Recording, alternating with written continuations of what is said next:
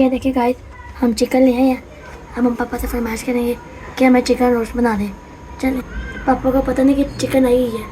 अब पापा को जाके बोलते हैं कि हमें चिकन बना दें, तो देखते हैं पापा का रिएक्शन क्या होता है। चलें, क्योंकि पापा को पता नहीं हम चिकन ले आए हैं।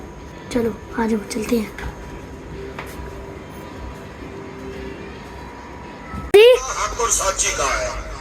हमें चिकन रोस्ट बना दे। चिकन रोस्ट बना देंगे जी। हाँ जी। तो बेटा जी चिकन आज है ही नहीं, मैं लेके नहीं आया, कल बनाएंगे। चिकन तो हम ले आए हैं दोनों भाई मिलके जी। जी नहीं, झूठ बोल रहे हो। ले आए हैं, चल आपको दिखा देते हैं। कब गए हो? हम अभी आधे घंटे पहले गए, ले आए हैं। तो ये हाफिज तैयब साहब जो है वो चिकन वगैरह और ये सारा सामान ला के इन्होंने ओके कर दिया हुआ है और ये डाल दिया 3। अब हमने आधा कप जो है वो कुकिंग ऑयल डाल दिया है जी। तो ये देखें इस तरह से इसके अंदर हमने जी तो अल्हम्दुलिल्लाह जो है चिकन तंदूरी रोस्ट ओवन से तैयार कर दिया हमने।